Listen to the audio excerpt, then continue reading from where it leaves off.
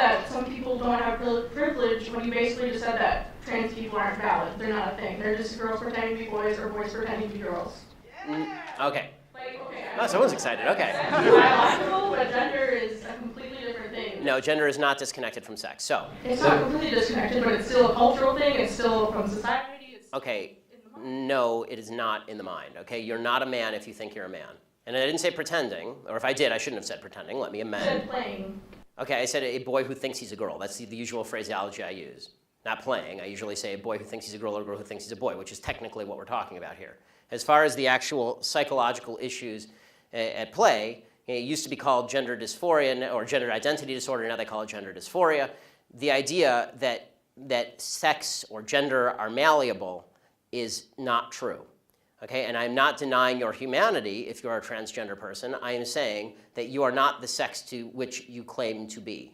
You're still a human being, and you're a human being with an issue that I wish you Godspeed in dealing with in whatever way you see fit. But if you are going to dictate to me that I'm supposed to pretend that men are women and women are men, no. My answer is no. I'm not going to modify basic biology because it threatens your subjective sense of what you are. Okay, but you're still saying these kids should not be accepted because they don't really fit in either place? They can't just I'm saying that the Boy Scouts have a standard. You must be a biological boy to be a Boy Scout. You have to be a boy to be a Boy Scout. Where's that written though? Okay. In the name Boy Scouts. Because this is a very because for all of human history, boy meant boy and girl meant girl. Boy did not mean girl. People are breaking those things like culture. And if I call you a moose, are you suddenly a moose? Okay, if I redefine our terms. No, yes, that's right. Men and women are a completely different thing. This is true. Have you ever met a man or a woman? They're completely different. It's a completely different thing. You can't just say you're a cat. It's not a thing. It's genders. It's not saying you're okay, why is that? I don't understand. Why? Okay, let me ask you this. Okay, I won't ask you how old. I will ask you how old you are, okay? Because you're young enough that it's probably not insulting to ask you. So. I'm 22, so I'm probably young and naive, right? No. Why aren't you 60? Why aren't you 60? Because and why can't you identify as 60? What is the problem with you identifying as 60? Because it's not the same as gender. You can't just... You're right. Age is significantly less important than gender. You can't magically change your gender. You can't magically change your sex. You can't magically change your age. You can still legally change it. People recognize You can't legally change your age, by the way. Obviously. You can change your name, you can change your sex, you can change your identity. Just because you can do things legally doesn't mean that they are correct biologically. You could do lots of things in the past that were incorrect biologically and correct legally. For a long period of time in the United States, sterilization of the mentally ill took place. That didn't make it okay. Skinner versus Oklahoma. Justice Oliver Wendell Holmes wrote the decision. Right. I still don't understand why you're accepting these children that are... It's not a matter of open-minded and accepting. I want them to get treatment that they see fit, but that's not involving me. The idea behind the transgender movement as a civil rights movement is the idea that all of their problems would just go away if I would pretend that they were the sex to which they claim membership. That's nonsense. The transgender suicide rate is 40%. It is 40%.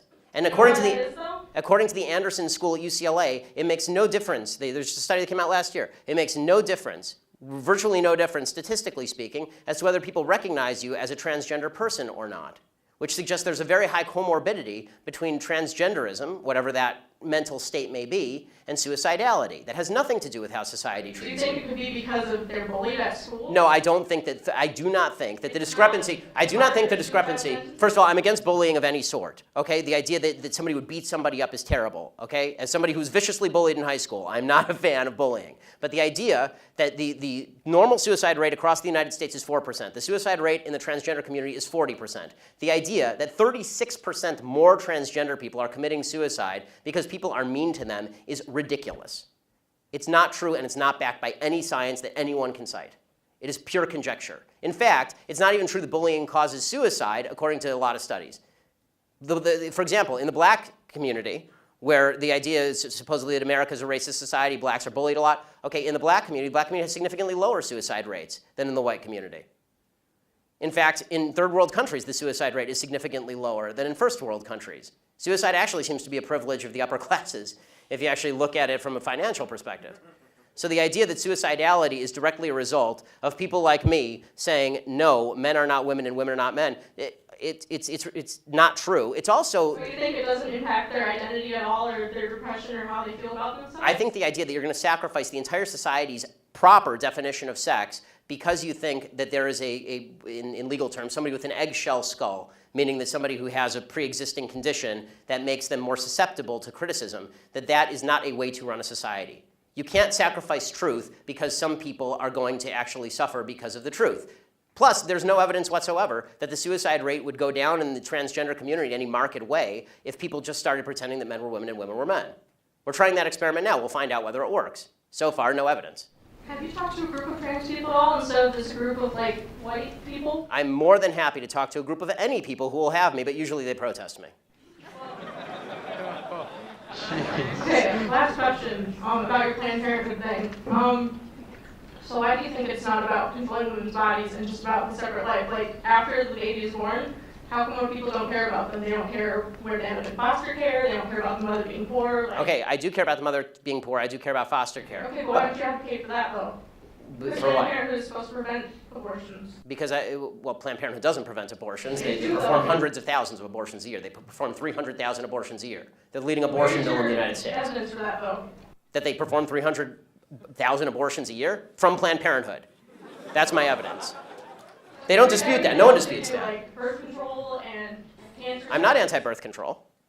I know. Birth control is extraordinarily cheap. That provides affordable birth control, which would in turn. Okay, they're not the only people in America who provide affordable birth control. You can go get a pack of condoms down at the local CVS for $12. Condoms great. People need medication too. Yes, and it's true that most forms of birth control are also extraordinarily cheap on an annualized basis. Unless you have a severe problem, most birth control is very cheap and readily available. And I'm not against people going and getting that from Planned Parenthood. As you may have noticed, I'm mostly against abortion. If you want to go to Planned Parenthood and get a contraceptive, go for it. I don't care. I do care when you start killing babies. This is a problem for me. But what about in rape and incest situations? Okay, so here's the question. It's different, yes. I mean, this is a long conversation. I'm enjoying it actually, which is why I'm allowing you to stay. But the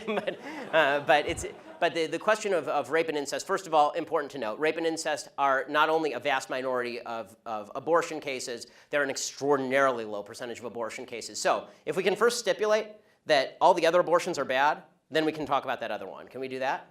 Are all the other abortions bad, or are those ones okay? And you're just using this as an excuse to make the other ones okay. They're all okay. Ah, good. Someone who's honest. So, who's the honest fellow? Who's? Okay, yay, honest people. Good. I like the honesty. Okay, so all abortions are okay. So, oh, a sign that I can't read because it has lots of words on it. Okay, so I have one question for you and one question only on abortion. Does the vagina, the vaginal canal, magically confer personhood? Answer, does the vagina magically confer personhood? Yeah, raised hands are okay. You, sir. No, the first breath does. The first breath confers personhood. Okay, so if the baby is in the womb and is exactly the same size and has not yet breathed, and you take a knife and you stab the baby in the head, a fully formed 9-month-old baby, it is not a human. The only thing that makes it a human is when it takes a breath. It has to independently breathe. I mean, I'm going to be honest. I'm going to stick to it, yeah, because I'm also pro-capital punishment and pro-selective suicide. So I'm going to stick with it. Selective suicide? I assume you mean elective suicide. I mean elective suicide. Elective suicide. Okay. Yes, I'm not going to make someone commit suicide. Okay, that's good, because that wouldn't be suicide, that'd be homicide. That, by the way, I'm for capital punishment too, because people who kill people should be killed, but babies who have not killed people should not. And this is my basic position on abortion. So let me but I'll get your answer because you're the one who asked the question. Are you willing to stipulate that all the other abortions are bad, just rape and incest bother you? I mean, no, I believe a woman should have the right to abortion. Got it. So it's an excuse, right? So it's an excuse so that we can say that, so that we can take the marginal case and then say that the marginal case applies to all cases.